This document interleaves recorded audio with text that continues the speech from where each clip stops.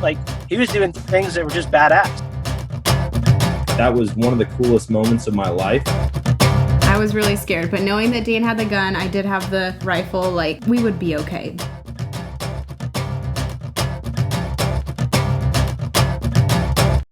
All right, guys, welcome to today's show. And on the show with me today, I've got my cousin, longtime hunting buddy, someone who I had to teach how to call ducks and geese. Just kidding. But my cousin Sam Maedke is on with me right now. And this has been a long time coming, man. Like I can't believe it. I've got more hunting history with you than probably anybody other than my dad that's been on the show. Yeah. But we're like, yeah, it's been a long time. Almost 40 episodes in, and we're finally making it happen. Yeah. Well, when you got two guys with super busy schedules, it is hard to meet at the same time. Oh, absolutely. Why don't you start off by telling people a little bit about yourself? I know I mentioned in the intro that you're a multi-time state champion duck and goose caller. So maybe hit a little bit about that, and then your hunting history, kind of how you got into the outdoors. Sure. So yeah, I ended up, throughout my younger years, I've always been super interested on duck and goose calling. And, as a kid, being able to, I think my dad started taking me out, and he'd throw me in a backpack and take me out into the marsh. And it was like, there was something about that 4:30 a.m. lone hen, cadence call where you can't see anything, but you can hear her 50, 60 yards down. And it was like, man, that touched my soul. Yeah. And it was like, I don't even think we killed a duck yet. And I knew I was hooked for life. And so, yeah, that started it off. It was like, I remember as a kid just being heartbroken when I woke up and found out that my dad went duck hunting, and he never woke me up. And so, yeah, I just started kind of taking it. As a younger kid too, I just wanted to take it into pretty much like a bigger, more mature path with that type of sport. And so I started going. I would bike down to our local McDonald's that's right off of a river that butts up and connects to Lake Michigan. And I'd sit there as soon as the sun came up. I'd sit there and I would listen to ducks. I'd go and get breakfast at McDonald's, and I'd sit by the river numerous times a week and just listen to the ducks. I'd listen to how the ducks would call when there was birds in the sky. I would listen to how they would call, when all the birds were on the ground, and I would just mimic them. Every time I heard them make any type of noise, I'd grab my call and I'd mimic them. And so that kind of started taking off once my dad started finding other friends that did the waterfowl hunting thing too. He started taking me along, and all of a sudden his friends are sitting there and they're like, this guy's like 7 years old, man, and he's by far better caller than I've ever been. So it got to the point where my dad was like, all right, listen guys, I'm not going to keep hunting with you because you guys don't even want to hunt with me. Every time you guys get a hold of me, you're like, hey, you want to go hunting? Sure. Well, can your son come? So my dad's awesome. Like, you don't even want me to go. You just want me so you can help my son. So yeah, we, a good friend of ours, local officer here where I live, was like, man, you have a gift. At that age, you have an absolute gift. You need to start going into calling competitions. Never even knew that existed. Yeah. So yeah, my first year I did a calling competition and placed first for goose, second for duck. And it just took off from there. I just kept going back every year, Yeah. So. Well, and didn't at one point, weren't you at like a DU or like an outdoor show or something like that with all the tents and booths and stuff, and you just went up to a table and started calling, and then there was someone right down the line from you that heard you and called you over? So we were actually at, I think I know what you're talking about. If it's the same story, but there was one at Ducks Unlimited, at their fest here in Wisconsin, where Barney Califf heard me right down, a few tents down. Yeah. And so he called my dad over and he was like, I want him to try one of these calls. And so he ended up giving me a duck call. And I don't think it sounded all that great just because it wasn't my type of call. It was just too raspy for me. Okay. And yeah, I like a little bit of a lighter tone call. I like to put the rasp in it myself. But I think what you're talking about is when I was at Cabela's for our state duck and goose calling competition. And this was when Banded first came out and was really starting to get big. And then they had a booth side duck call. I grabbed that thing, man. And to this day, that is my most favorite call. That's awesome. I started squealing on that thing.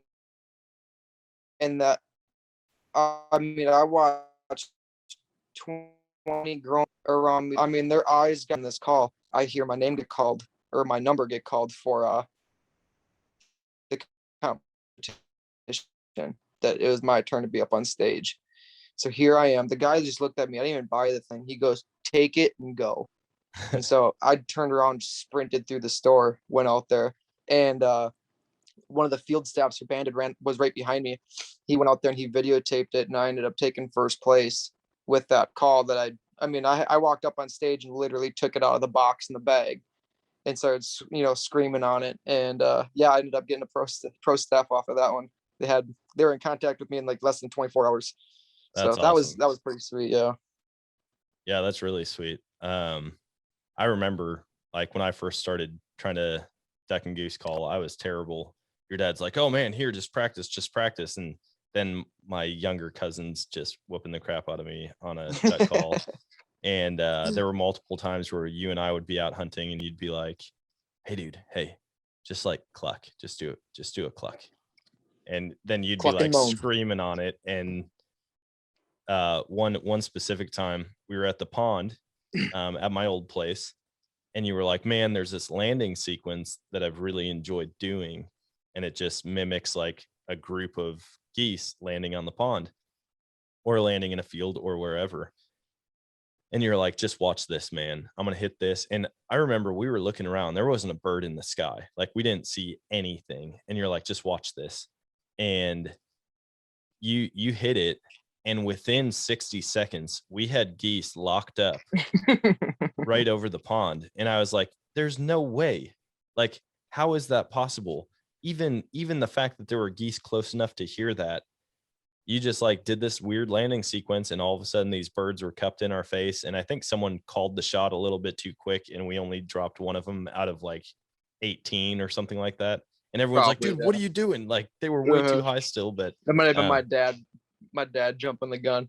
well, I don't think he was out there, because this was here in Missouri, that pond I used to Okay. live on. But whoever it was, Yep. somebody called it too early, and we ended up barely shooting anything out of it.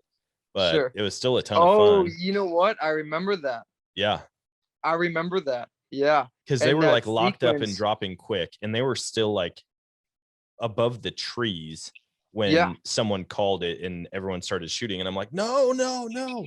Yeah. I mean, they were like, yeah. they were dropping 30 feet every couple seconds. I mean, we would give them 10 seconds. They would have been the decoys in the water. Yeah, already. exactly. Yeah.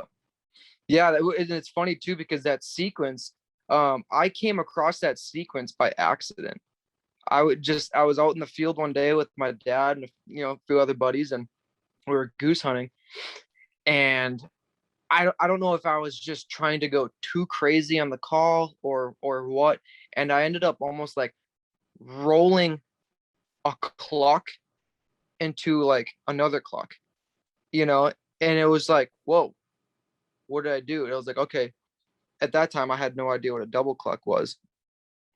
And so, but to take those, to like roll them together and then dropping from high to low, it just sounds like two birds talking back and forth, just a lot of excitement as they're coming in for feeding or resting or whatever. And as soon as I did that, I was like, that actually sounded kind of good. I'm going to try it next time I see birds and see what happens. And I still use it to this day. I've kind of upgraded it a little bit, but yeah, I still use that to this day. I mean, that's awesome. almost like my comeback call. I have like 2 calls in my whole arsenal. I am not great at calling at all. I can call coyotes like you wouldn't believe, but waterfowl, man, I mean, I'm still probably up there as far as my friend group goes, but that's not saying a whole lot. You know, I can tell you right now, the fancy stuff is cool, okay? But if you get 5 guys, 6 guys, 4 guys, whatever, and they all learn how to cluck, honk, and moan, you'll land birds. I mean, you don't need the double cluck, the triple cluck. Every group just needs one Sam, and then you don't even have to bring calls. You know, that's kind of what I tell the group, the new outdoor boys. I'm just like, you know what, man, like, because they're all like, man, you gotta teach me how to call. You gotta teach me how to call. I was like, you learn how to cluck, you learn how to moan, and you learn how to honk. And that's all I need. Yeah. You guys do that, and I'll fill in that little bit of space. And it takes so much air, so much weight off my shoulders. I can worry about very little compared to all I have to do is sound like 3 geese, because the group is sounding like 10 themselves. Yep.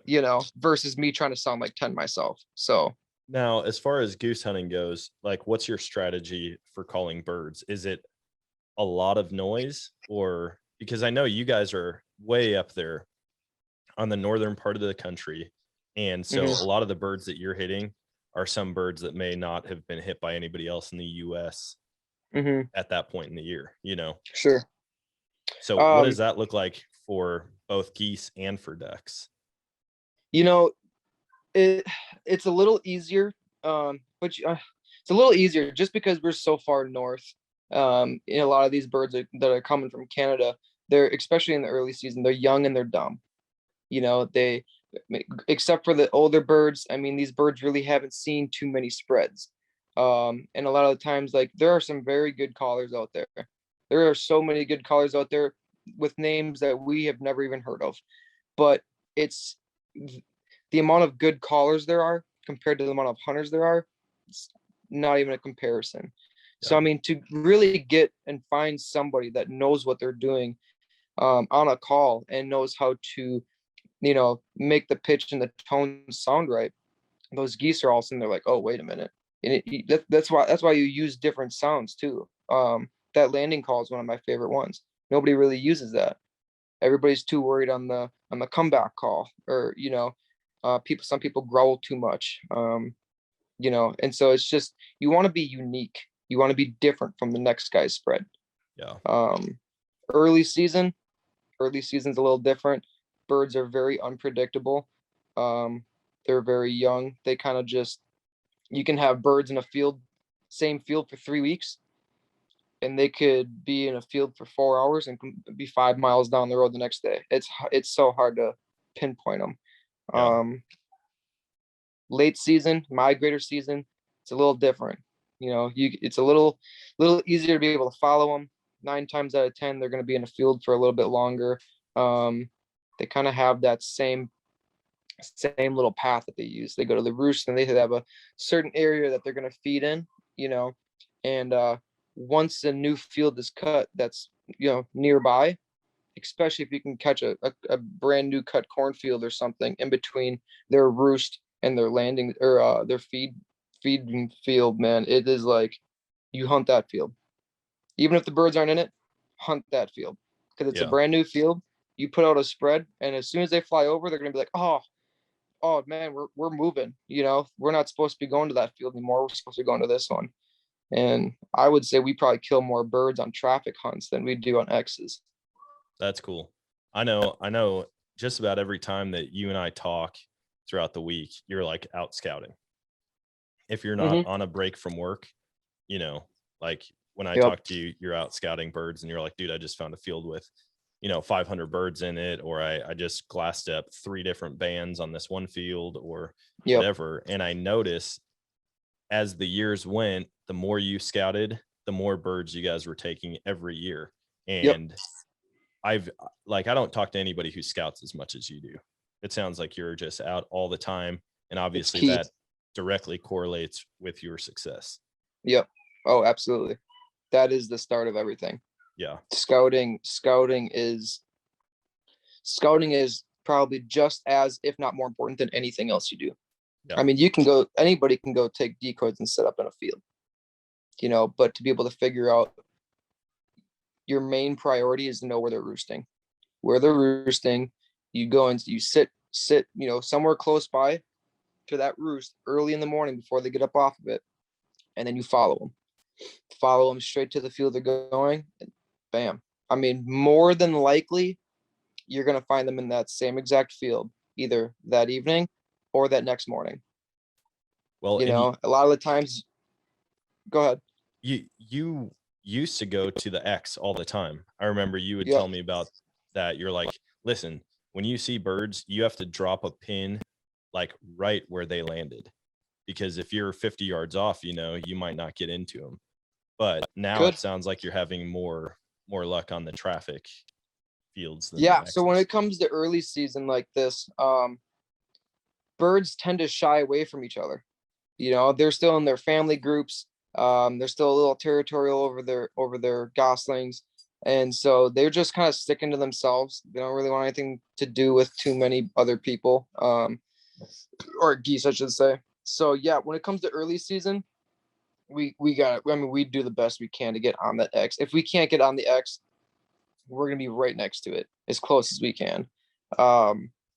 Migrator season, that's when you can change their mind. You know, that's when they're more comfortable going and hanging out with a group of 500 birds versus early season. I mean, if you notice, early season flocks are way smaller. If you see them in the fields, they're way more spread out, a lot more space in between each other, and you'll actually see them in their own pods. You know, you'll have 6 over here and then 10 over here, and they're just keeping that distance between each other. Where late season, it's just one big cluster. And Yep. so translating that to strategy for your early season versus late season hunts, what does your decoy quantity and spread look like? Like as soon as early goose comes in versus like, you know, January. So early season, you don't need nearly as many decoys, not even close. I would say like a 10th. I mean, depending on how many decoys you have. We like to start off using like the lowest quality to the best quality. So with that being said, like for early season, so like let's say this opening day, and a lot of people don't have this many decoys, so you just got to work with what you got. So I think we like to use silhouettes in the early season. It's so much easier to pick up, so much faster to pick up. It's a lot hotter, so you don't want to be putzing around for 3-4 hours out in the field just to pick up decoys. Yeah. Where silhouettes, you can have 10 dozen silhouettes picked up in 25 minutes. So we like to use nothing but silhouettes, just because of the fact that, like I said, the birds are a little dumber. They don't really catch when they fly over like that. They don't really catch about how, you know, some of the decoys disappear. And for the most part, early season birds don't really fly over too much. They just see birds and they come dumping in. Versus later season, those birds, those migrators, they like to see big numbers. I mean, not many people have 40-50 dozen decoys. You know, most people have 5. Yep. 5 dozen, between 5 dozen and 10 dozen. So you go and put 10 dozen full bodies out, that's going to look the same exact thing as the last 10 spreads that they saw. You go and you put 50-60 dozen decoys out, and it's like, you have to make yourself a goose. You know, you have to think like a goose.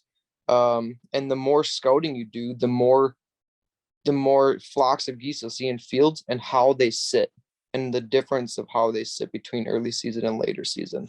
Yeah. And so a lot of it's just experience. Are you guys using a lot of motion for geese? Because I know like ducks will respond pretty well to like mojos and things like that. Now geese, Sure. From my experience, geese hate mojos. Yeah, Like, absolutely. I've never had a goose come in when I've got a mojo. I don't know if it's the flapping of the wings. It's got to be something, because we do the same thing. If you so much as hunt a field, for geese or ducks or both, and you've got spinners out there, mojos, that's great for ducks. Right away in the early morning, as the sun's coming up, that's when those ducks are going to be flying. As soon as you start seeing geese, shut those things off or just get them out of there altogether. A lot of times we'll just rip the wings off. We'll grab the ducks and we'll throw them, throw them by our blinds. Because there's something about mojos. Yeah. Honkers hate them. They hate them. Yeah. I've gotten into a couple other types of decoys that look way more lifelike than just a spinning wing type of decoy. But the clone decoy, I don't know if you've seen those. It's like, I'm not sure. You need to look up the clone decoy. So I bought 2 of them for these guys that used to let me hunt on their property out in Colorado, and they're the most lifelike decoys I've ever seen in my life. You're talking about the ones that they flap? They just straight up flap, and you've got a Bluetooth remote that you can adjust the speed on, so you can make them flap super fast, or you can have them like gliding in as if they're landing. Sure. And then they also make a thing called the Persuader, which is a pivoting arm, and so it gives the decoy about a 6-foot range of motion side to side as it's flapping. Oh, wow. And so we bought a couple of those, and I'm telling you, like, it's about as real as it gets. The only thing that would make it more real is if it actually like dropped down and landed on the ground. Sure. And so like we've used flags. Obviously you pull the flags once they get within range, maybe hit them if they make a pass. But other than that, we don't use a whole lot of motion aside from just like wind motion for geese when we hunt. Yeah, that's pretty much all we use. We have definitely looked into those flappers. We were just talking about that in our group chat last week. We're still kind of debating it. The only thing is we would hate to spend, because we're not just going to get 1 or 2, you know, we're going to look at getting like half a dozen. And we would hate to spend that kind of money and then either A, find out that we can do just as good without them, or B, to find out that we're actually doing worse with them. I've talked to a few people that have them, and that's what they said. They're like, we use 1 or 2. We've noticed that they flare. It's like as soon as the motion's fine, but then once they get closer and closer and closer, all of a sudden it's like they want nothing to do with that bird. Yeah. So they think that it would be a major difference if you used more than just like 1 or 2. So it's kind of up in the air. I think you can use like 3 or 4 of them and have a pretty good return on investment, because if you were to set them up, basically you can hook it up to a car battery or a smaller battery. But what we would do is we'd hide the battery underneath a shell. We just have like sleeper shells out there, and we'd hide the batteries under a shell. And then you could just have the clone decoys set up right at the edge of where you're wanting them to land, because they're only like 2 or 3 feet off the ground, but they produce enough movement that it looks like you're just getting a couple birds that are finishing up landing. And then we also have the flags right there in front of the hole, so we can flag once they're far off. Right. They see that from a long ways off, and then they come in, and all of a sudden all the flags are dead, whether we have 3 or 4 of them. The flags aren't moving anymore. And so they're like, oh, okay, there was a half a dozen birds or 10 birds, and 60% of them landed, and now there's only a few left dropping in. And by that point, typically they're close enough to where you can call the shot. Yeah, we flag a lot. I would say half the people in the group have flags. Nice. Normally, if you're not calling, you're flagging. You're the flag guy. But yeah, that is, and I've noticed last year, I bought a 8-foot flag. That was a freaking game changer, dude. Nice. That was when you threw that thing, like, because if you think about it, these flags that everybody's got are what, 2 feet off the ground. You're laying in your blind, you're flapping it 2 feet off the ground. It just looks like birds that have already landed. They're just flapping their wings, kind of stretching out. But then you get this 8-foot pole, and you get that thing real way up high. It was watching, 50 birds see our spread, and we're like, nah, not really feeling it. And just like veer away from us. and they're seeing all these flags. And as soon as I took that 8-foot flag and I started doing that landing sequence, as I'm dropping that 8-foot flag down, I mean, it was like a complete 180 on every single bird in that flock. That's And awesome. before but 15 seconds, they're at your feet. So that's so cool. we'll be getting more of those. Yeah, no kidding. Yeah, and it's cool. It's cool to see the innovation on products when people come out with new stuff for waterfowl hunting. And it's awesome that like as soon as a new product comes out, it's very useful, but it seems like there's a short life expectancy on new products for like their usability or their functionality out in the field, because all of a sudden the birds get used to it. After 3, 4, 5 seasons, now these birds have already seen it. Yep. From 1,000 different spreads. And now they're like, all right, I'm not messing with that. And then as soon as a new thing comes out, like even adding length to the flag, that obviously works because everyone's used to seeing Something 3 so and small. 4 foot flags, and now you're throwing one 8 feet in the air and birds can see it. Yep. That's awesome. I like to, if you can find a field. So we do, like, I would say probably 98% field hunting. We like hunting water, but 9 times out of 10, if you're hunting the water, you're probably hunting their roost, and we hate doing that. So we like to hunt nothing but their feeds. And if you can find a big flooded spot in a field, I don't care what kind of field it is. It could be anywhere between wheat and soybean and corns and whatever. You find a flooded spot, set up on that flooded spot. I mean, put a couple of floaters out there, set up a bunch of full bodies around, on the outside of it, and then kind of make it look like they're coming up out of the water up onto land to feed. And that is like one of our go-to things. And so if you set yourself right in the middle of the main feed, then, if you make it look like all these birds are coming up out of the water to go feed, and you put a ton of decoys, off into the field, and you set up your blinds right in those decoys, you're going to have them literally right in your face. Yeah. They'll go to that water every time. That's awesome. So, I mean, I know you hunt a little bit of everything. You're like me. It's not one specific, but your main passion is waterfowl hunting, right? Yeah. Oh yeah. If you could hunt one type of waterfowl, like one specific species, what would that be? Because I know you've gotten a lot more into goose hunting recently. I mean, you guys goose hunt quite a bit, but is that your go-to, or is there a certain type of duck that you would rather hunt? I have always, there's a couple of things. I've always wanted to do a swan hunt, always. And then as well as a crane hunt. So we don't have a season on cranes here in Wisconsin, and it sucks because they're everywhere. But then you look at the Dakotas, and they have, like, we think we have a lot, I mean, they times our numbers by probably 1,000. Yeah. So I would love to, just because I have to listen to those things all morning, every morning out in the field. I would love to get on a good banger crane hunt, Okay, let me rephrase my question. I think I've got a better way to phrase this. Okay. Say your bag limit was 10 birds of any species. I'm talking like turkey, waterfowl, migratory like doves, pigeons, things like that. If you had a 10 bird bag limit, what would the breakdown of that be in your ideal world?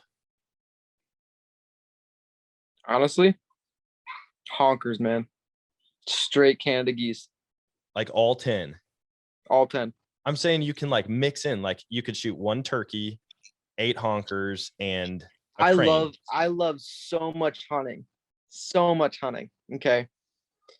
But honker hunting in a field is the majority of my heart. This is so crazy. This is not at all what I was going to expect from you. I was thinking you'd be like, listen, I'd throw 1 swan, 2 sandhill cranes, a turkey, maybe a pintail or a canvasback, maybe a king eider, maybe, I don't know. Maybe if I can get in a good mix of either some like pintails or some widgeon. maybe I might, You'd give you up know, a goose spot for a pintail or a widgeon. yeah, I could probably give it up a little, yeah, a couple of them. But in all honesty, I get asked this by so many people. You know, if you had a flock of birds come in, and one was a goose, you know, one was a pintail, one was a black duck, one was a harlequin, you know, and they started tossing all these crazy, a cinnamon teal, what would you shoot first?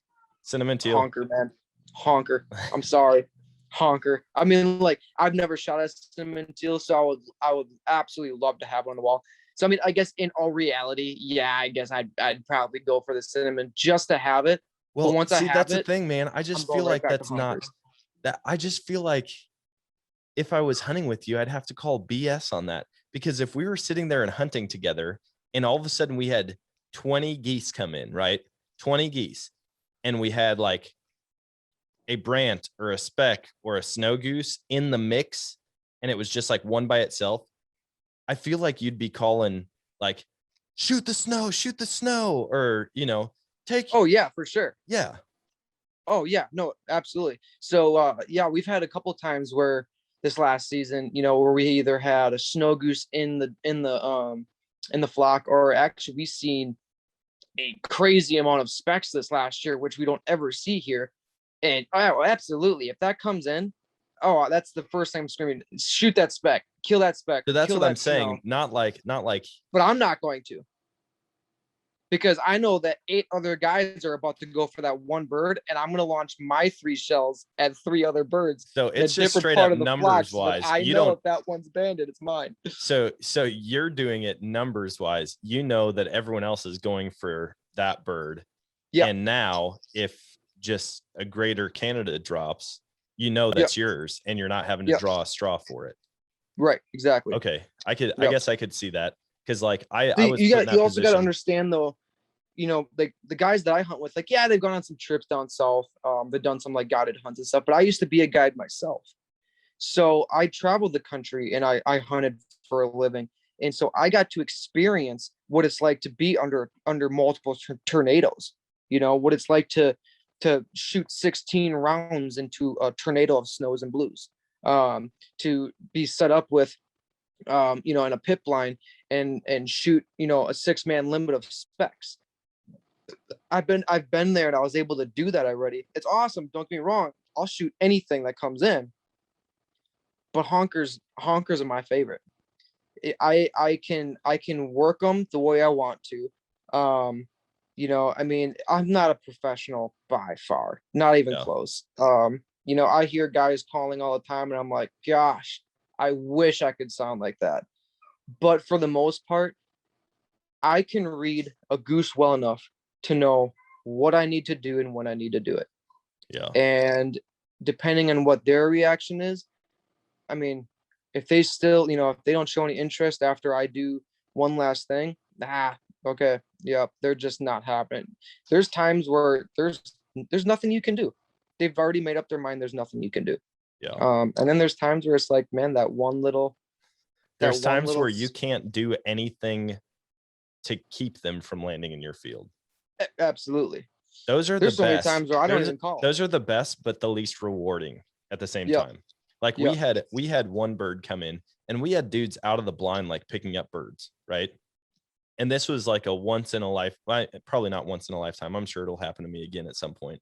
But we were hunting this field in Colorado, and it was like in the middle of the city, but it was ag land. And so like a couple dudes that I knew, they leased the field out for hunting, but like we were the first stop for all of these geese when they got up off the golf course ponds, off the city ponds. Like we were the first crop field, and we were hunting.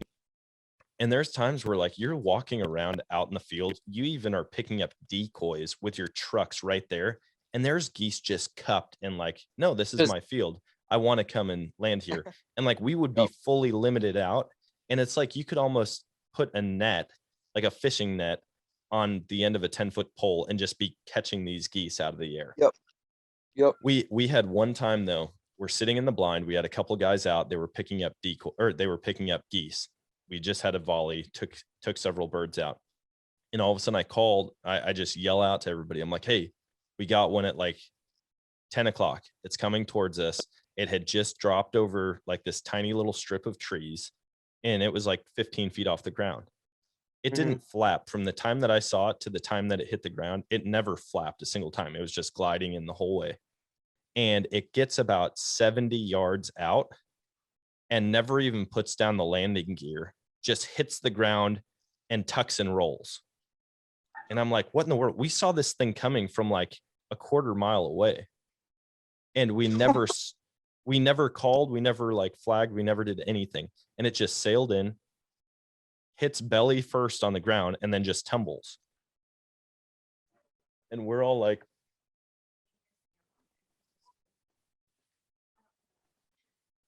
okay. Sorry. That's it. Oh, this will help right here. Hopefully. I'll land dog, please. I don't know if that's going to help or not, actually. Anyways. So we are watching this. We're watching this goose, and all of a sudden it just hits the ground, tucks and rolls. We're waiting for it to like stand up, and we're going to like just jump up and scare it off the ground and shoot. And it was fully dead. Like completely dead. Like nobody shot. It just came in. Nobody shot. It came in and died. Like it came in and like a foot above the ground, it looked like it died. Cause like I said, it never even like back flapped. It just like sailed in and then tucked and rolled across. I almost wonder, was there another group? Oh yeah. Yeah. I mean, it had definitely been shot, but it had to have been over a mile away that it had gotten shot. Or maybe it was a goose from the last volley of ours that came back around and we just didn't realize it. Sure. But I mean, those are like the crazy stories that you think that ever happened. We had when I was younger, I was in high school, we were hunting in a field like a few hundred yards away, just outside city limits. It's the closest we could get to city limits. And man, we were pounding the birds that morning. We had a big flock come in, and we ended up dumping a few of them out of there. And it was kind of the same thing where it was hit, but it didn't act like it was hit, so it took off with the rest of the flock. Yeah. And one of the guys said something earlier that day. He's like, "Oh yeah, I can shoot a bird at like 160 yards." And I'm like, "No, you can't. I don't think you have any idea what you're talking about, because that's, unless you're shooting like a 223 or something, like you're not. Are you slugging it? You know, like what are you using? Because it's not going to happen." No. So one of the other guys was like, "Oh man, let's see if you could shoot them." And so he shoots, right? Dude, these things are like 200 plus yards away, shoots. And of course, this bird just folds up. And I'm like, everybody just started screaming, you know, as if like we knew he didn't actually shoot it. But my mouth was just like, what are the odds? What are the odds of that, you know? Yeah. And I'm like, so then we had to go and run out there and grab. But yeah, it was like you just flew off about 200 some yards away, completely stopped flapping his wings. And see, I just don't get geese. I don't think there's any scientific evidence that says a bird has to be like 5 yards versus 80 yards away, because I literally shot a bird that was less than 3 feet off the barrel of my gun. I was hunting that same exact spot in Colorado, and I had this goose. Well, there was about 40 geese that were coming in, and I was on the very end lid of the pit. And so they were in my face, and everyone's like, "Hey, let them pass," so that everybody, all 8 guys in the pit, could get a shot. And by the time they called the shot, I flip my lid and I look, and there's a bird literally back flapping in my face, and I swing, boom. Just, I mean, literally every BB in an area that big, like the size of a baseball. And I turn, boom, hit another bird, swing for a third, and the sun, like it flew into the sun, and I like squeezed off around. Probably shouldn't have. Definitely didn't hit anything on the last one. Anyways, I turned back to pick up this bird that I'm expecting to be laying 1 foot away from me, and there's no bird there. And I'm like, what in the world? And I look up, and 300 yards away is this goose just coasting. And then all of a sudden, boom, it tumbles in the neighboring field. And I'm like, you have got to be kidding me. I'll send you the picture. I will send you the picture of this. The plug was inside of this bird's chest. No way. I'm not joking when I say literally every single BB. I shot it at point blank range. I mean, 3 feet is as close to point blank as you're going to get. Yeah. And somehow it flew 300 yards after that. And then you get these birds, like you said, the farthest bird that I've ever hit was a snow goose this last year. And we had snows flying over. It was my first and only snow goose that I've ever taken. And we had these snow geese flying over all day long. And I'm like, they're too high, but I'm telling you guys, if they fly over that low again, I'm pulling up. And I'm just shooting a 20 gauge. Like, I'm not shooting a 12 gauge. I'm not shooting 3.5, like ultra mat, you know, it's just normal 20 gauge, probably using BB or maybe 2 shot. And we were doing like a combination duck and goose hunt. And all of a sudden I hear these snows coming and I'm like, those actually sound lower than any of them have at this point. And I look up and they're between 80 and 100 yards up in the air. And I'm like, I told you guys, I said, I hope you guys don't get upset. There's no other birds coming though. And I'm going to take a shot. And so the V is coming, and imagine the V, if you're looking at the V, imagine like the bottom third of the V being filled in with birds, right? And so it's not just 2 lines, it's 2 lines with a wad in the middle. Yep. And so I just pull up and I aim at the front goose of the V. Boom. And about 3 seconds later, 4 rows back on the V, one bird just like starts tumbling all the way down. And I'm like, no way, like my first snow goose ever, right? Yeah. And I'm like high-fiving, sky busting, like fist pounding. And I'm not a sky blaster at all, but this was like, this might be my only chance at a snow goose. And I've been hunting for a long time, and I've never shot a snow goose. We've never really specifically gone for them. But anyways, I'm like fist bumping, high-fiving, and like I high-five everybody in the group. Oh yeah. And I turn and this bird is still falling and it hits the water. Dead as can be, like 100% dead, not flopping. Don't have to wring its neck. Nothing. It's done. And that's what I don't get. There's no rhyme or reason. Yeah. There's no rhyme or reason to these birds, like their survivability. I mean, you've had that happen when a goose comes in or a group of geese comes in and the same bird loses like half its feathers because of people shooting. Oh yeah, and then it never even it's a cloud of feathers. Yeah, it's a cloud of feathers, like 12 shots in a row. Like everyone's aiming at the same bird, and then it just keeps flying. So all you see is a trail of feathers through the sky. Exactly. Yeah, you're like, we can't blood trail the goose. We can feather trail it and see where it ended up roosting for the night. Yeah. I have permission for a golf course here. It's actually a national golf course.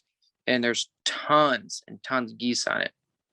And so they just want them off of there. They don't care how you do it. You know, I mean, I'm like, yeah, man, I've got so many guys with me, you know, let me grab 2 of your golf carts. We'll run out there and we'll shoot them and we'll get them out here. And they're like, sweet, sounds great. Take 3 carts if you need to, you know? And I was like, all right, awesome. So we've got, you know, it's nice. Just due to the fact that it's like, if you can't have a day to go out and actually set up, it's nice just to be able to go out there and get that little bit of fix. If you've got time to play around a 9, you've got time to go and hammer a couple geese. Yeah, I go hit a hole 1 real quick. So yeah, but then, you know, when it comes down to like later season, that's literally one of my favorite spots because they do it so dirty. Yeah, I mean, you know, you can set up the thing. There's numerous ponds, so it's like we'll go and we'll set up our decoys, and I see these birds on these ponds all the time. I know exactly what spots they like to sit on, what, you know, on which side of the pond. I'll put my decoys that same exact way. And yeah, when they come in, it is like they don't think twice. This is just out city limits. It's on a freaking golf course. Oh yeah, you know, so it's like, oh yeah, yeah, exactly.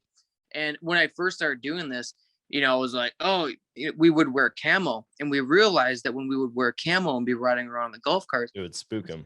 Yeah, we couldn't get anywhere near. I was gonna say, you got to dress in like polo and khakis. Yeah, Yeah, we couldn't get anywhere near them. So that's exactly what we did. We're like, well, dude, let's dress up as golfers. So we did. We dressed up as golfers. You know, we looked absolutely ridiculous. And I don't golf whatsoever. So we get bags, you know, like club bags, and we stick our guns in them. I mean, I have no idea why we went to the extreme, but we were just thinking of everything in our power to make it work. Trying to make yourself look like a golfer as much as possible. Yeah. So we get out, you know, and we're like walking to the back of the golf cart. And instead of whipping out a club, we whip out a shotgun. They still don't think a single thing about it. And so we did that a couple times. And finally, I'm like, you know, I'm just curious, like if it would work. And I started wearing my pheasant hunting vest that's blaze orange. Yeah. And I was like, it's a bright color. I know they're going to see it. You know, I'm not trying to blend in with anything. Like I'm trying to stick out. Yeah. And it's almost like the more you stick out, the safer they feel. Yeah. I mean, I have gotten, I don't want it to be too easy, you know. I mean, I'm not trying to make it a slaughter fest. I'd like to have fun with it, challenge myself. So, but I've gone out there and I've just showed people like, hey, look, when you wear this bright vest, this is how close you can get to them. And I've quite literally walked within about 5 feet. Dude, you need to put this to the test, right? Every golf course in the country has had geese on it. They just love golf courses. Yep. And they know city to city what a golf course looks like from the air. Oh, it absolutely. obviously looks different from a field. Yep. I think that we need to try this and then patent it. You get a giant orange carpet roll or tarp, or not orange, sorry, green, like grass color green, and you roll it out in the middle of a field, right? Then you get a golf cart and you put it out in that field also. Then you and all your buddies stand there with bright colors on in a field where there's never been a golf course and just make it look like a golf course. And see Are you talking about loading an 80-acre field up with green tarps? I'm talking about just doing a test of one putting green and just see if geese would land on it. Just for a day. You know what I mean? You put it in a high traffic area. It's so much. I don't know if it's so much the green. It's the fact. No, but I'm saying it's like it's the only green thing around at that point in the year. Sure. You know what I mean? And so their eye might just be drawn to it, and they might think like, "Oh, hey, another safe haven golf course." I think a huge part of it, because like, okay, look at any city pond, you know, or like a river or something that they can roost on and they know they're safe. Yeah. Every year, loaded. Yep. Absolutely loaded. And so I don't think it's so much that it's a golf course that they're like, oh man, this is a golf course, you know, it's only for golfers and we're going to land there, we'll be safe. It's more the fact that it's right either in city limits or right outside of city limits, that they're like, yeah, it's way too close to all these buildings, all this traffic, that I think they're starting to get that idea. That human presence isn't a bad thing unless the humans are being sneaky. Exactly. No, that's exactly it. Because they have, like on the beach here, I've thought the same thing because we'll be hunting a public land spot here. And if there's a neighborhood right there and houses, like the geese are in the backyards, right? Yep. But if a goose sees you moving in camo Yep. out like in the middle of nowhere Gone. where it would be much better for feeding. Yep. And Yep. so in my mind, I'm like, okay, is it just the human presence? They associate human presence now with like no danger as Yep. long as it's obvious human presence. Because I Mhm. thought about almost doing like fake buildings out by the pond before. Like you just put a couple sheds or like big chunks of metal to make it look Mhm. like a shed or a roof or something. And I wonder Sure. how many more birds would land on it. Because the I've- cattle pond where we're at, it's perfect for ducks and geese. Absolutely Mhm. perfect. It's got a shallow end. It's got a deep end. It's got tons of vegetation. We've got crop fields right around it. But you go to some dude's house where his barn is right next to the pond and it's loaded with birds. Ours doesn't have any buildings next to it. And the Right. birds just don't seem to want to land there. Yep. Yeah, So, they I think there's definitely something to do with You know, especially when there's bodies of water next to any type of building or multiple buildings, that they're like, oh yeah, we're gonna be safe here. Yeah. See, that's You the know, part that sucks though, because I think you're like me in the sense that you'd rather be out away from everybody. Oh, absolutely. You know, like when I Absolutely. go out hunting somewhere, even if I'm in the middle of nowhere, like out in the mountains, right? And we're hiking up this mountain looking for elk or looking for mountain goat or moose or whatever it is we're hunting. And I look up and I can see the light on top of a ridge line from like a telephone tower or a radio tower or something like that.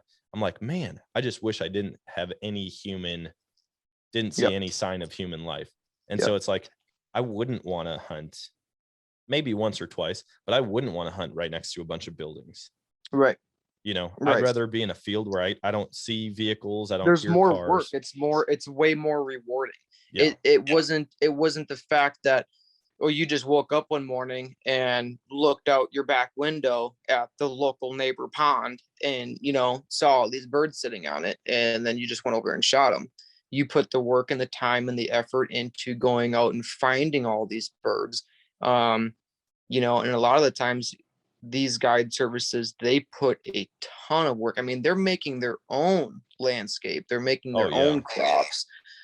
They are building their own vegetation and everything to keep those ducks around. So yeah, I mean, when you put that amount of work into it, you know, I look at people like Tony Vandemore, you know, with Habitat Flats, and oh, can you see me? Yep. Okay. You know, I look at Tony Vandemore with Habitat Flats, and it's like, everybody, I know a lot of people that are like, yeah, man, that guy's he's just one of those rich punks, blah, blah, blah. And I'm like, are you kidding me? You don't know who that guy is then. No, that dude knows his stuff. Yeah, because that guy came from like practically nothing. He did the majority of this on his own. You know, like everything that he builds, he works all year. Every single year. He works all year long to build up for a few months worth of hunting. Yep. And so same thing with like what was that? What's his first? Colton Kerr. Yeah, same thing with him. He puts the work in, you know, and it frustrates me with these younger generations. They think that they can just go and jump in a spot and limit out every time. Yeah. It's not going to work like that. You got to put the blood, sweat, and tears into it. Make them want. I hate the division too in the hunting culture, where it's like, oh, this guy has it different than I do. It's easier for him. Oh, he doesn't have to work as hard.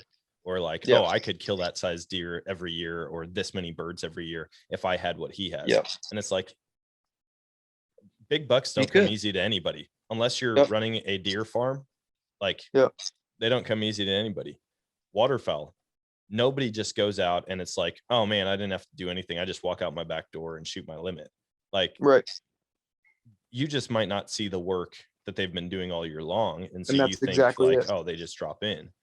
And that's the thing. It's like, you're either going to work all year long to make it a great hunt, and then it might be easy the day of, or you're going to take it easy all year long, and then it's going to be really hard the day of. Right. And people just seem to assume that other people have it easier because it's different, and it's just not. It's challenging in its own way for everybody. To a point, like there are a lot of people that do have it a lot easier. You know, if you're in the flyway, you're going to have it way easier killing birds, you know, right in the middle of the flyway than if you live 2 states away from the flyway. Oh yeah. You know, and that's why you have guided hunts, because people either A, they don't know what they're doing at all and they just want the experience. B, you don't have the equipment, or C, you don't have the birds. So that's, you know, that's where like the whole guided hunts and stuff come from. That, you know, be able to shoot species that you don't normally get in your area. But yeah, I mean, there are times where, yeah, I mean, some people do have it easier than others, but that doesn't mean that they're not putting the work in. Yeah. Just because you're in the flyway doesn't mean you don't have to put any work in. You know, it still costs tons and tons of money to be able to have the equipment that you have, to be able to scout and find the birds, and plus too, like these younger generations, what I think the biggest thing that's bothering me right now is the lack of respect that they have for these landowners. These landowners, they don't have to give you permission. For everybody that's listening, if a landowner, if you go and knock on a farmer's door, it doesn't even have to be a farmer, any type of landowner, and ask them for permission, whether it's to hunt ducks or deer or turkeys or whatever, to be able to access and step foot onto their property, leave that property better than what it looked like when you first went there. If you see so much as a sandwich bag, just grab it and stick it in your pocket. It's so easy. If you go out into a field and you see that somebody else was out there before you hunting it, and that they left a bunch of trash, just pick it up. I know it's not yours, but just pick it up. Yep. Because what you can do then is you can turn around and go right back to the farm and be like, hey, I don't know who left this, but I just want to show you, this is what somebody left. We made sure we picked it up. It is going to, I guarantee you, if anything goes down and that farmer is like, no, we're not letting hunters on our property anymore. We've had enough. We had guys that left trash in our fields, that rutted our fields up. They drove into our planted field. The lack of respect is insane nowadays. Yeah. I had a farmer meet me out on his front porch with a shotgun one year because I had a camouflage shirt on and he knew what I was there for. Yeah. And I ended up going back there, I think it was a couple of years later, and I knocked on his door and I made sure I didn't wear any camo this time, but I just knocked on his door and I asked him, I said, hey, I don't know if you remember me, a few years back, I asked for permission, and you met me at the door with a shotgun. And I mean, today's world, you can't trust anybody. So I kind of understood, but I just wanted to know, what has somebody put him through to make him feel the need to do that? Yeah. And the first thing that he said was, I am sick of you hunters. And he wouldn't say anything more than that. And so he pretty politely asked me to leave his property. And it's like, yeah, that sucks, man. What did they do that it was that bad? How can you disrespect somebody in their property? I mean, that'd be like somebody coming to your front yard, your house. Oh yeah. Backing their truck up into your front yard and just ripping it up. So if a landlord gives you permission, just be respectful. Treat it better than take care of it. Yours.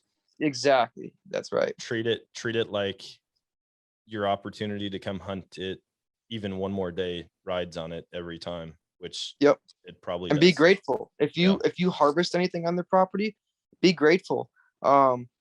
Maybe they don't eat meat, maybe. Okay. If they do, just try to share some of your meat. We're in Wisconsin, so it's not very often you don't find a farmer that doesn't drink beer. So I mean, and to go out and buy a case of beer, whoop-de-doo, would it cost you $20, $30? A gift card. Just show some type of appreciation. Go help them on the farm for a weekend. Yep. There's multiple things that you can do, but we're losing that generation fast. Yeah, it's a show up, do what you want, leave. Yeah. They won't know who did it. It's all about consumption. Like, what do I get out of this instead of what can I return? And it's not everybody by any means, but there's a lot of people who play that way. And I've hunted on people's properties where I go out there and there's just shotgun shells everywhere, and there's cigarette butts or trash. And one of the most hurtful things that I've heard, and it was a friend of mine who let me hunt on his property. He was like, hey man, have you been leaving your shotgun shells out there? And I'm like, dude, absolutely not. And he's like, oh, well, some of the guys that work on the property have said, there's a ton of shotgun shells. I know that you're out there all the time. And I was like, I bet you if you ask them, they're 12 gauge and I shoot a 20 gauge. Mm-hmm. And I said, I pick up more shotgun shells than I shoot on a consistent basis. I might pick up a dozen out there, even if I don't pull the trigger a single time. And I'm like, I try to clean up your property because I know it. Yeah. I think my kids are knocking on the window. But yeah, I'm like, man, I try to pick it up, and I'm not perfect, you know, like in the heat of the moment, I might be like doing a dove hunt where I'm walking a tree line and I pull the trigger 3 times and only find 2 of my shells, but I do my very best to pick up But you put the every effort in to single. look for that shell. Oh, 100%. Yep. You know, there's Yep. like those random times where it's like it vanished. You know what I mean? Yep. But I Yep. guarantee Oh, if it was absolutely. exposed somewhere in the open, like I would have found it and picked it up. And so I'm not perfect, but I do my Yeah. very best to leave a property way Absolutely. better. And I've seen grain bags out there, you know, that maybe blew across for a quarter mile from somebody else's field, or like, Yep. I've found anything and everything. I've seen cattle, like calf houses, you know, they Mhm. look like a giant dog house, basically. I've seen Yep. those out in the field. Oh, Like, sure. and the dude Yeah, doesn't get even it out of have, there. he doesn't even have calves on it. And so it's like, Yeah. sometimes I can't pick it up, but I make sure to let him know, like, hey Sure. man, this happened. Or Well, when I and go I check mean, the trail farmer's cameras. not going to sit here and be like, well, you're hunting the land. Why is there a calf hutch out here? Oh You yeah, know? no, but it's still like, I'll do whatever I can to make sure that they feel like I'm respecting their property and I'm respecting them Absolutely. in turn. Yeah. And I Well, can dude, tell you that as a landowner too, if you can, you know, don't bug them all the time. But if you're in somebody's area, like I've got he's a doctor, and he won't even let me on his property. You know, he's like, yeah, you know, I think I kind of just want that to myself. I'm like, okay, dude, because I'd be the same way. You know, me and my family, that's what my land would be. yeah. And so, but like I'm in the area a lot, and at one time I saw a vehicle. It was like 10 o'clock at night, and I was leaving. I was bow hunting, coming down the road, and I saw headlights in his field. So I got a hold of him, and I was like, "Hey, man, are you?" Or it was the next day. I was like, "Hey, did you shoot a deer last night?" He's like, "No," and I'm like, "Oh," I was like, "Were you out there?" He's like, "No, why?" And I was like, "Oh, dude, like there was headlights out there. Like somebody was out on your property then." And come to find out that it ended up being his son that ran out there to grab a few chairs out of their deer blind. But Oh, he was nice. so appreciative that I was kind of like watching over the property. And I just happened to see it. But you Oh, know, yeah. he's like, "Hey, I appreciate it." He's like, "I'll tell you what, next time I see you, I'll buy you a beer and grab some dinner with you." I'm like, "Sweet, okay, thanks." Yeah. Yeah, I try to stay in communication with landowners, anybody else who uses the land. Like I've got property that I hunt that other people have access to. I've got property that I hunt that there's a guy who runs cattle on it and leases it for crops every year. And so I just try to communicate with everybody equally and let them know if there's ever an issue, if there's something that needs to be taken care of, offer any help. Like Yep. there's currently a spot in the fence where a tree blew over in the wind and took out a chunk of the barbed wire fence, and it landed in the bean field. Well, I know that they're going to be harvesting beans in not that long. And so I Sure. contacted the guy who runs cattle and leases it for crops. And I was like, "Hey man, I just want to let you know 50 yards up from this 4-corner crossing of the fence, a tree blew over and took out a chunk of fence. I don't want you out there with your machinery and all of a sudden you bust up your $70,000 piece of equipment because you didn't realize there was a whole tree trunk in your field." Yeah. And so it's like, not only that, but then offer like, "Hey, whenever you head out there, let me know and I'll try to help you out." But I know we're coming up on an hour, man. I want to respect your time, and we could continue to talk like we do. I mean, we talk like 10 hours a week about hunting. So Oh yeah, easy. I'm going to give you a couple things real quick. One, where can people find you if they want to look you up and look up what you're into now? You can either check me out on Facebook, Instagram, or Snapchat. The first name is Sam, S-A-M. Last name is Maedke, M-A-E, D as in dog, K-E. My phone number is 920-645-3115. Feel free to get a hold of me if you guys want to book any hunts. Check us out at New Outdoors as well. That would be the guide service that I'm currently with, and just a big group of just awesome guys. Honestly, they're young, they're full of energy, very respectful, and we put numbers up. I mean, we show proof of our stuff. So yeah, check us out at New Outdoors on Instagram, Facebook. If you guys want to book a hunt, we charge $100 a gun per day, dirt cheap. Jeez, man. I would, yeah, super cheap. And we're not in it for, the thing is, we're not in it for the money. We'd like to just kind of get our name out there a little bit more. We partnered up with a few companies this year, Maedke, Onyx, the Finisher. Currently working with Dive Bomb Industries right now, and I might be missing a couple. I think GHG as well. So yeah, I mean, we're starting to get there. Like I said, we're not trying to make a killing off of this. And then if we don't have the birds, if you book a hunt, and we don't have the birds here, we'll keep in touch with you. We'll let you know, like, if we don't think it's worth hunting, we'll let you know. I mean, it's up to you if you still want to come, but we're not here to rob you from your money. So yeah, I mean, right now, I think my next goal is to be like a Joe Heinz on Snapchat. So we'll see how that goes. We were just talking to Nick J the other day, so sounds like he wants to come out and hunt with us for a little bit. Nice, man. Well, that's awesome, dude. Good luck on your upcoming season. Obviously, we'll keep in touch, but we'll have to do another episode because I was hoping to hear a little bit about your turkey hunts this year because you had a stellar year, but we'll have to book that for another time. Sure. Yeah. Hopefully we can get our schedules to cross paths again. Dude, I know, man. It's crazy. This fall is going to be nuts, and I know it's going to be that way for you also. But we'll try to get something booked. And I just told the guys the other day, they're like, hey, man, we got to plan our annual like camping trip because we always camp the night before and hunt the next day. And I'm like, how about we don't mess with that and we can just go up to Wisconsin for like a 3-day weekend?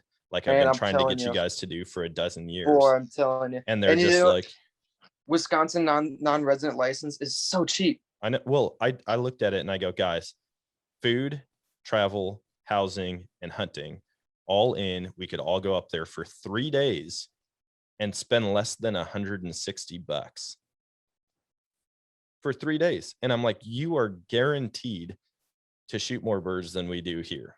And we will probably shoot more birds. I mean, I'm telling you, you guys are shooting close to 1,000 birds a year. I've got friends who my entire friend group in Missouri, we haven't shot that many in the last 10 years.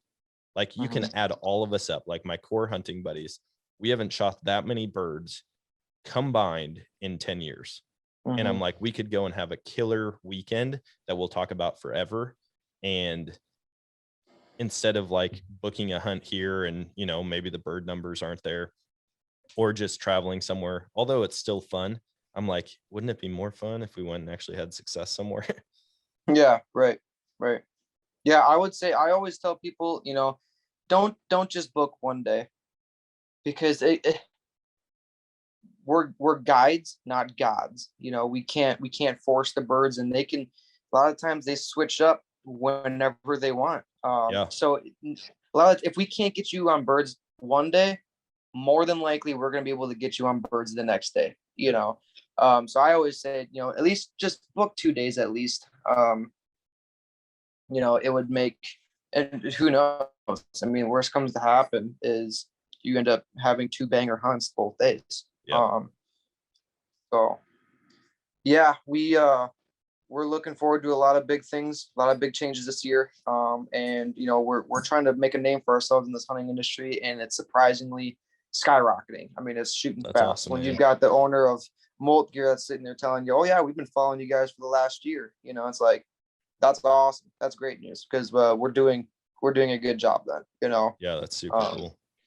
So yeah, we'll have to get you guys up here, and we got to talk your buddies into.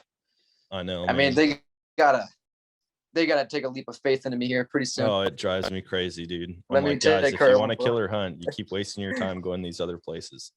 I know where we can go and get on birds, and it's not that far. We can and the drive best in part one about day. it is it's not something that everybody does. You know, most people go down to Arkansas or Missouri or Kansas or, you know, the Mississippi River or the Dakotas. You know, they go to somewhere where they know there's a huge population of birds. We don't touch anywhere near that, but we show our proof of birds, you know. So well, that's awesome, man. I appreciate you hopping on. I'm gonna hop off here and spend some time with the family. I've got another recording here tonight, but thanks again, dude. And absolutely, we'll do it thanks again. for having me. Yeah, we'll talk again, and we can touch up on some turkey hunting as well.